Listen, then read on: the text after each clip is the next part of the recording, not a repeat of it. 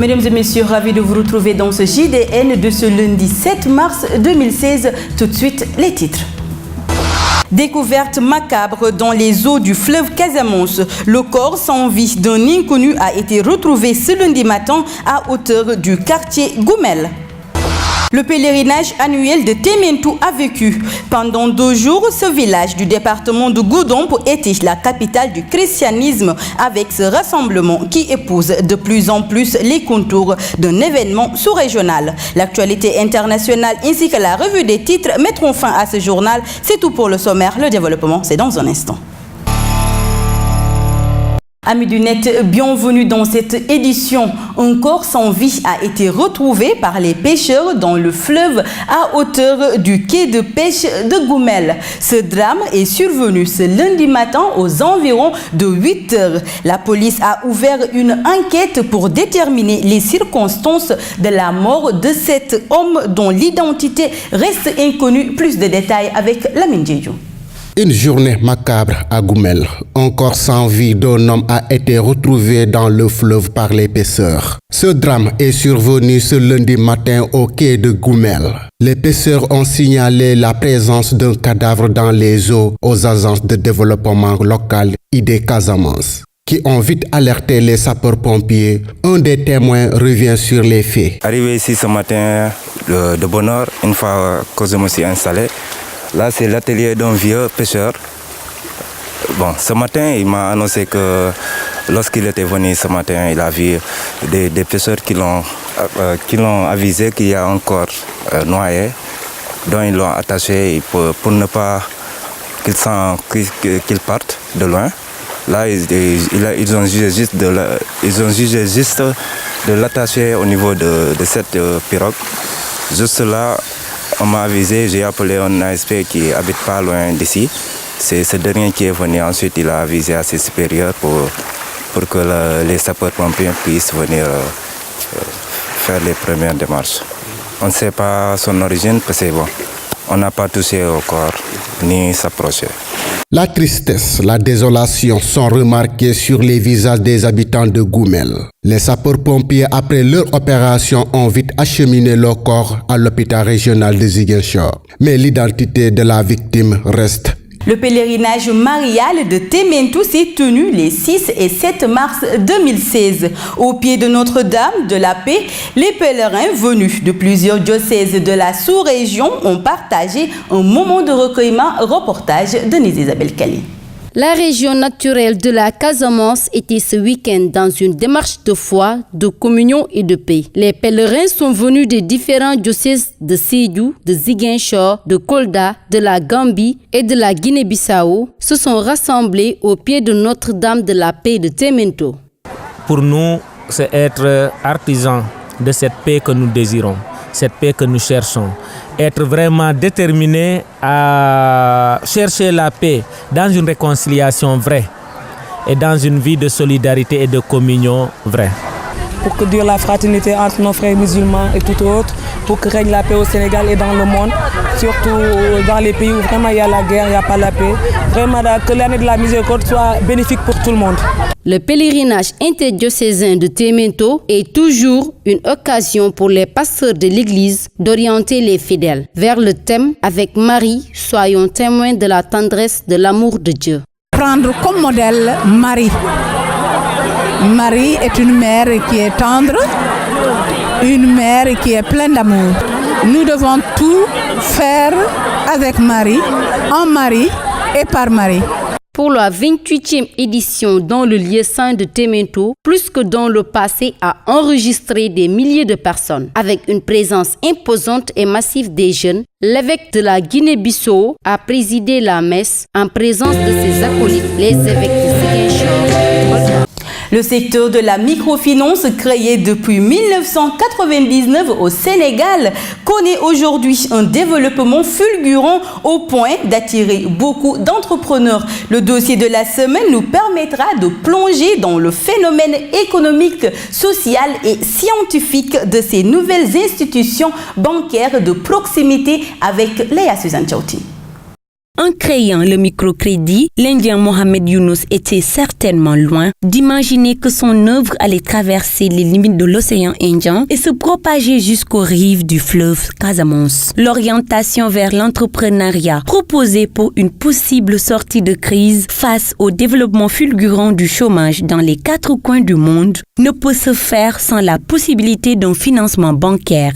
De ce fait, ces dernières décennies, la création de différentes institutions de microcrédit s'opère dans les pays émergents. Ainsi, les institutions de microfinance se donnent pour mission de soutenir les couches les plus défavorisées dont la situation financière et professionnelle n'offre pas d'opportunité de crédit bancaire. Les institutions de microfinance se veulent dès lors les canaux les plus commodes pour les populations de trouver des financements. Les différentes institutions connues au Sénégal en tout cas sont désireuses d'assurer leur pérennité et se veulent très pragmatiques dans leur démarche. Le crédit est dès lors proposé de manière collective, utilisant les mécanismes d'épargne locale et de caution solidaire avec la supervision du groupe pour couvrir le risque et assurer le retour sur investissement. Et si le prêt est accordé de manière individuelle, des conditions de garantie par 1 ou 2 personnes avec dépôt de caution s'imposent pour le demandeur. De ce fait, le système de la microfinance qui accompagne tout particulièrement les organisations féminines travaille avec un canevas d'essayage qui reste la manière la plus stressante d'amortir les dettes contractées. À présent, l'actualité internationale s'installe en bref et en images.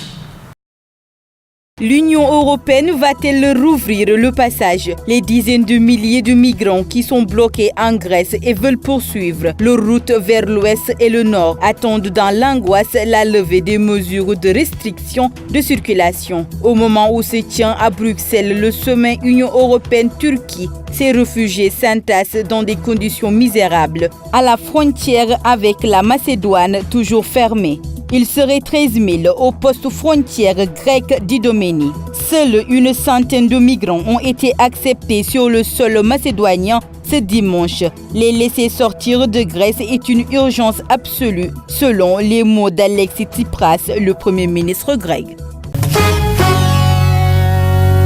L'opposition syrienne devrait se rendre à la 2e séance de pourparlers à Genève ce vendredi. Le Haut Comité des négociations syrien, c'est son nom, a annoncé ce matin qu'il participerait ce week-end aux premières discussions de paix organisées depuis l'entrée en vigueur le 27 février de l'accord sur la cessation des hostilités conclues entre Américains et Russes. Justement, l'opposition syrienne modérée estime que des progrès ont été réalisés sur le terrain et que le cessez-le-feu n'a pas connu d'accroc sérieux. Ce n'est sûrement pas l'avis de la population d'Alep et de ses environs où les combats continuent entre membres des différentes factions armées parties du conflit rebelle syrien militant kurde djihadiste. L'opposition syrienne a demandé que la question de la transition politique soit abordée dès le début des pourparlers à Genève. La délégation officielle syrienne n'a pas pour l'instant donné de détails sur sa participation. Nous voilà de retour chez nous et c'est pour accueillir Moussou Diédiou pour la revue des titres. Bonjour à tous et merci de nous rester fidèles pour la revue des titres de ce lundi 7 mars 2016. Sud Quotidien titre à sa une, référendum du 20 mars, après un bureau politique houleux, le PS dit oui dans la division. Abdoulaye Wilane et Serigne Mbaye Thiam malmenés. La salle de réunion Lamine Gueye vandalisée. Khalifa Sall, abonné absent le dimanche. Ousmane Tanor Dieng, secrétaire général du PS, peut-être que j'ai une part de responsabilité. Ravage de la maladie de Marek, le collectif des aviculteurs incrimine la sédiment et l'État. 72 heures de grève à partir de ce lundi, le SAES intensifie la lutte. À la une du Populaire, violence à la maison du parti samedi dernier. Après le guet-apens, le camp de Khalifa dans le viseur. Le PS annonce des poursuites judiciaires contre les nervis. Tanor, choqué par ses camarades venus avec des machettes, couteaux, gourdins pour s'attaquer à d'autres camarades, peut-être même de leur faire perdre la vie. Khalifa Sall s'est-il tiré une balle dans le pied? rue Amadou Hassan Doy, angle place de l'Indépendance, armé d'un couteau, Pape sème la panique. Il poignarde à la gorge un taximan et un vigile. Fonction publique, 6 syndicats votent une grève générale vendredi. Comité électoral en vue du référendum, Amadou Ba à la tête des apéristes des Parcelles. Soutien à Macky Sall et au oui, Abdourahmane Touré dans la continuité. Stade, le quotidien du sport titre, Europe, ignoré par Aliou Cissé, Diafra, Alfred Mbeng marque. CAN féminine 2016, Sénégal-Guinée 1-0. Premier succès des Lions depuis 10 ans. Trophée champion, Douane, Dakar Sacré-Cœur, 2-1. Les Canaries remportent le premier titre. Espagne, 251 buts avec Real, Ronaldo s'attaque à Messi. Karaté, report du championnat d'Afrique, le Sénégal pousse un ouf de soulagement. Nous terminons avec Sunu Lamb. Plébiscité par les amateurs, les lutteurs, ok.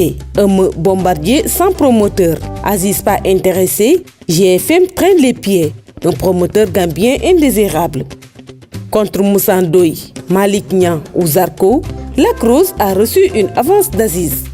Affronté Papa Sow, Nes, Garga, Aziz a conclu hier avec Ama. Gala Alpha Samb à Demba Diop, indéboulonnable regret.